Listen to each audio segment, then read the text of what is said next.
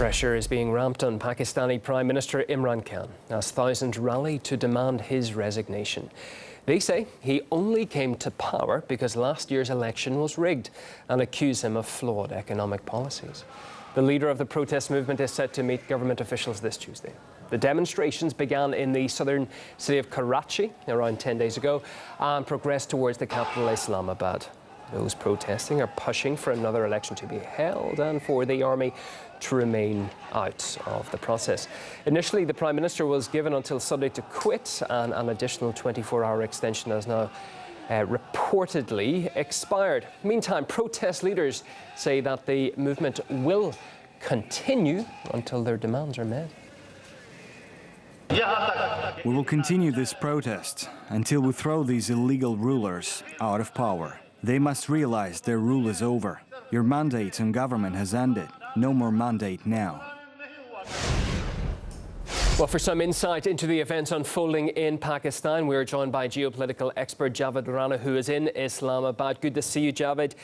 What triggered this protest movement from religious leaders? What was the main aspect of it? I'm not properly hearing. Can you repeat the question? What triggered what we're seeing, the protest? What was the main aspect of it, JAVED? What I can gather from your question is, it seems that the religious party, which is now at the forefront of the entire protest, they are looking for two demands to be met by the government. That's what they want. And that is re-election, because they believe the past year's elections were rigged and army had assisted the present government. And the second demand, which is at the heart, is the economic policies of this government. And that is partly because of the fact that it was IMF's package, which played a very negative role in creating economic problems for Pakistan. There has been a price hike. It's a skyrocketing price hike.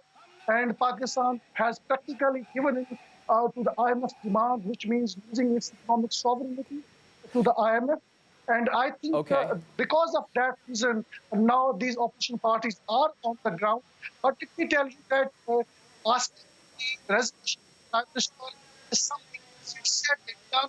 Oh, okay. Our connection isn't great. I'll just try and ask another question just to see maybe. Yeah, our connection isn't great here, JAVED. Let me just try another question. We'll just listen to what you say and continue with you if we can hear you.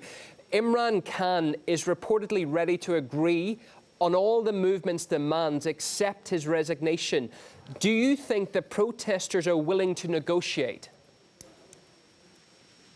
Well, I'm not very clear about the question, but there's a lot of noise.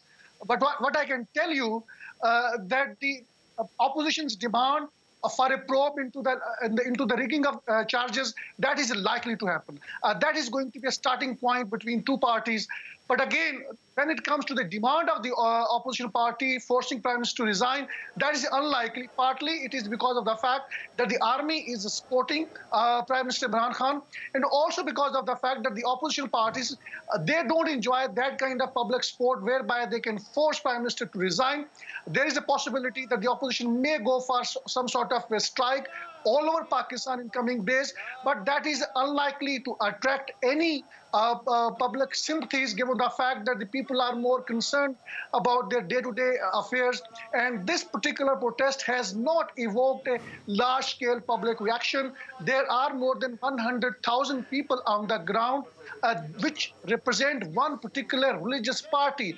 The political groups, liberals from different backgrounds, they do not enjoy that kind of sport where they can pull out people. Opposition leaders, JAVED, we've just got a little bit of time. They say that they want to move Pakistan out of isolation. How isolated is Pakistan? And from the pictures we're seeing of the people protesting, what moves could they make to change things? Sorry, I have not been able to hear the question. Okay, let's just leave there because there is a connection issue with JAVED. Unfortunately, we can't just get a clear connection. We've been speaking to geopolitical expert JAVED RANA in Islamabad.